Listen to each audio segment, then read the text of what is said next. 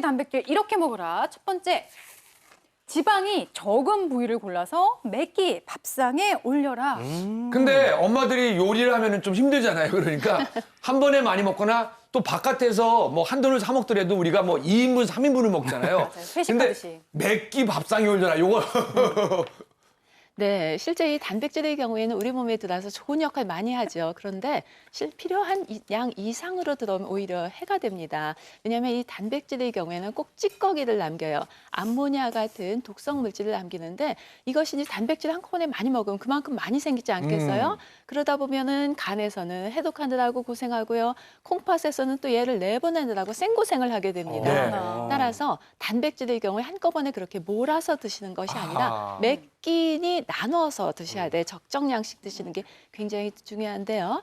돼지고기 한 3조각 정도가 60g이거든요. 네네. 이렇게 아침, 점심, 저녁 3번 드시면은 하루에 필요한 단백질 그리고 비타민 B1 성인에게 필요한 양을 다 드실 수가 있습니다. 특히 드실 때 돼지고기 하면 나 지방이 어떨까 걱정하시는데요. 그래요. 저지방 부위를 잘 선택해서 드시는 게 좋아요. 돼지고기의 경우에는 부위별로 이 칼로리 함량도 다르고 단백질 함량도 다른데요. 여기에서 보시면 뒷다리살 좋죠. 이 칼로리는 낮으면서 단백질이 풍부하고요. 뭐 안심이라든지 등심, 또 앞다리살 이런 부위를 좀 적극적으로 활용하시는 게 좋겠습니다. 네, 그러니까 조금씩 자주 꾸준히 먹으라가 첫 번째 원칙이고요. 조리법도 중요해요. 튀기고 볶기보다는 삶거나 쪄서 먹어라. 네. 네, 이 돼지고기의 경우에는 이렇게 튀김보다는 찌거나 삶는 조리법을 적극적으로 추천하는 게 2가지가 이유가 있습니다. 첫 번째는 바로 이 지방 함량을 줄이기 위해서 그래요. 이 굽거나 튀기는 거에 비해서 삶거나 찌면은 거기에 들어있는 지방이 한 적어도 20% 정도 물에 빠져나가게 됩니다. 그래서 지방을 줄여서 먹을 수 있는 방법이고요. 2번째로 삶거나 찌는 조리법을 적극적으로 추천하는 건 바로 조리 온도 때문에 그래요. 우리가 튀기거나 구우면은 평균 섭씨 180도, 200도 이렇게 굉장히 올라갑니다.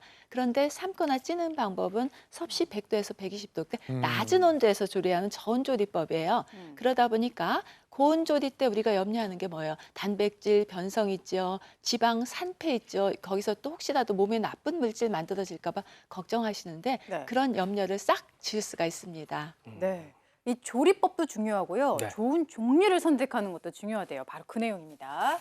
가공육보다 생고기를 선택하라. 네요. 생고기.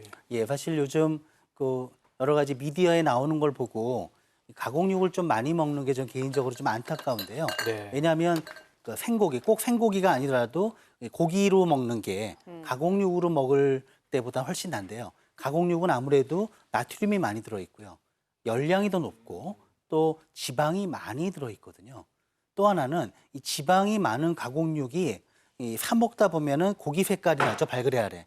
그 이유가 그 안에 아질산염이라는 물질이 들어가서 발색 효과를 내고요. 발색제군요. 그러니까 고기처럼 색깔이 보이게 하고 또 보존제 역할을 하거든요. 근데 이 물질이 고기 안에 아민이라는 성분하고 조리 과정에서 결합을 하게 되면 니트로사민이라는 발암 물질이 나와요. 그래서 실제로 그냥 살코기보다 가공육이 대장암의 발생 위험을 월등히 더 높인다는 거죠.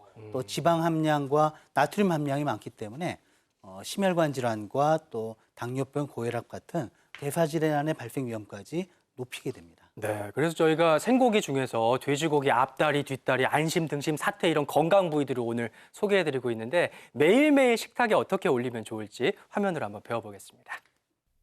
우리 돼지고기를 활용한 다양한 요리법 배워볼까요? 첫 번째, 돼지 앞다리살 양파링전. 돼지 앞다리살과 양파, 미나리 등 재료를 준비하고요. 돼지고기에 양념 재료를 넣고 충분히 치댄 뒤 양파를 가로 1cm 정도로 썰고 속심은 뺍니다. 돼지고기의 풍부한 비타민 B1은 알리신과 결합해서 알리티아민을 형성하고 비타민 B1의 흡수를 높여줘서 신진대사를 활발히 하고 면역력 증진에 도움을 줄 수 있습니다. 썬 양파와 튀김가루를 봉지에 넣어 골고루 묻힌 뒤 양념한 돼지고기를 꾹꾹 눌러 채웁니다. 달걀 푼물, 빵가루 순으로 묻혀 기름을 두르지 않는 팬에 올리는데요. 기름도 충분히 둘러주고 처음부터 팬을 달구는 게 아니라 찬기름부터 시작해야 잘 익습니다. 기름을 자작하게 부어 약한 불에 서서히 뒤집어가며 노릇하게 지지면 돼지 앞다리살 양파링전 완성! 두 번째, 돼지고기 뒷다리살 채소말이. 돼지 뒷다리살과 파프리카, 마늘종 등을 준비합니다.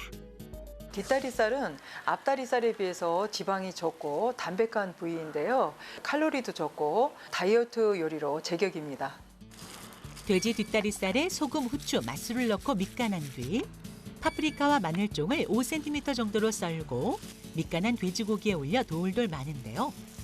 차가운 팬에 채소와 고기 채소말이를 약한 불에서 노릇하게 지지다가 간장, 맛술, 물엿을 넣고 끈적하게 졸이면 돼지 뒷다리살 채소말이도 완성입니다. 마지막 돼지고기 목심 무조림. 먼저 돼지고기 목심과 무, 양념 재료를 준비하고 돼지고기와 무를 적당한 크기로 썹니다. 식이섬유와 무기질 함량이 높은 무는 돼지고기 같은 육류를 섭취할 때 소화를 원활히 하는데 도움을 줍니다. 목심에 소금, 후추, 맛술을 넣어 밑간하고 기름을 두르지 않은 팬에 노릇하게 굽습니다.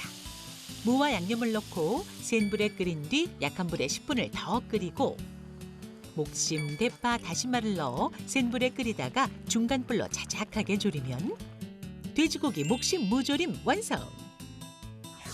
우리 돼지고기를 활용한 요리법으로 맛과 건강 모두 챙기세요.